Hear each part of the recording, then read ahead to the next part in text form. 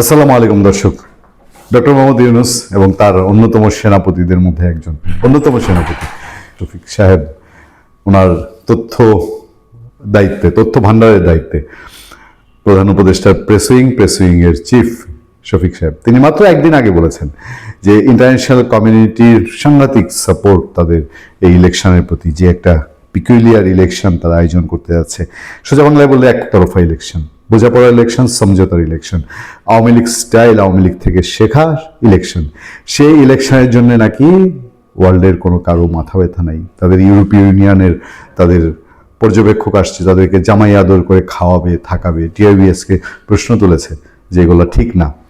সেই সময়ে ডক্টর ইউনূসের এই স্বপ্নকে দুঃস্বপ্ন করে দেওয়ার মতন কিছু খবরাখবর আসছে কিনা ইন্টারন্যাশনাল কমিউনিটির যারা খোঁজ রাখেন তারা জানেন।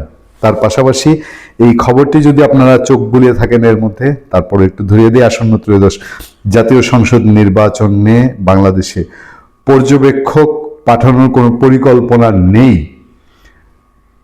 বলে জানিয়েছে জাতিসংঘ। সোমবার স্থানীয় সময় নিয়মিত ব্রিফিংয়ে এ বিষয়ে প্রশ্নের জবাবে জাতিসংঘ মহাসচিবের মুখপাত্র স্তেফান দুজারিক এ তথ্য জানান।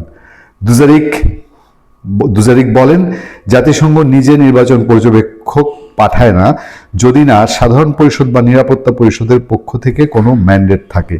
এটি এখন আর আমাদের কাজের অংশ নয়। তবে বাংলাদেশে জাতিসংঘের কার্যালয় নির্বাচন সংক্রান্ত কোনো কারিগরি সহায়তা দিচ্ছে কিনা সে বিষয়ে খোঁজ খবর নেওয়া হবে বলে জানান তিনি। দুজারিক জানান, নির্বাচনের ক্ষেত্রে এ ধরনের কারিগরি সহায়তা জাতিসংঘ প্রায়ই দিয়ে থাকে। বাংলাদেশে গণতান্ত্রিক রূপান্তরের প্রেক্ষাপটে তার প্রত্যাবর্তন কিভাবে দেখা হচ্ছে এমন প্রশ্নের জবাবে দুজারিক বলেন, আমি খবরের মূল্যায়ন করি না, সাংবাদিকরাই খবরের মূল্যায়ন করেন। তবে বাংলাদেশের জনগণ যেন নিজেদের রাজনৈতিক দৃষ্টিভঙ্গি অবাধে প্রকাশ করতে পারে সেই প্রক্রিয়াকে জাতিসংঘ সমর্থন করবে বলে মন্তব্য করেন মুখপাত্র। এবার বাংলাদেশের জনগণের সবার তার মতামত অবাধে প্রকাশের সুযোগ থাকছে কিনা নির্বাচনে, এটা জাতিসংঘও জানে, আমরাও জানি, এবং যারা নির্বাচনের আয়োজন করছে তারাও খুব ভালোভাবে জানে। ব্রিফিংয়ে বাংলাদেশের সাবেক প্রধানমন্ত্রী ও বিএনপি চেয়ারপারসন বেগম খালেদা জিয়ার মৃত্যুর বিষয়ে প্রতিক্রিয়া জানতে চাইলে স্তেফান দুজারিক তিনি বলেন, তার মৃত্যুতে আমরা তার পরিবারের প্রতি এবং বাংলাদেশের জনগণের প্রতি আমাদের সমবেদনা জানাচ্ছি। এ সময় বিএনপির ভারপ্রাপ্ত চেয়ারম্যান তারেক রহমানের দীর্ঘ 17 বছর পর দেশে ফেরার প্রসঙ্গ এবং বাংলাদেশের গণতান্ত্রিক রূপান্তরের প্রেক্ষাপটে তার প্রত্যাবর্তন কিভাবে দেখা হচ্ছে এমন প্রশ্নের জবাবে জানান, তিনি সংবাদ বা রাজনৈতিক ঘটনার মূল্যায়ন করেন না, সংবাদ বিশ্লেষণের দায়িত্ব সাংবাদিকদের।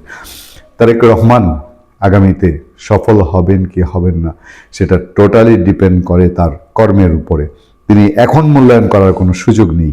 তবে স্তেফান দুজারিক জোর দিয়ে বলেন, বাংলাদেশের জনগণ যেন তাদের রাজনৈতিক মতামত অবাধে প্রকাশ করতে পারে সেই গণতান্ত্রিক প্রক্রিয়াকে জাতিসংঘ সমর্থন করে যাবে। উল্লেখ্য, ঘোষিত তফসিল অনুযায়ী 12 ফেব্রুয়ারি বাংলাদেশে নির্বাচন হওয়ার কথা।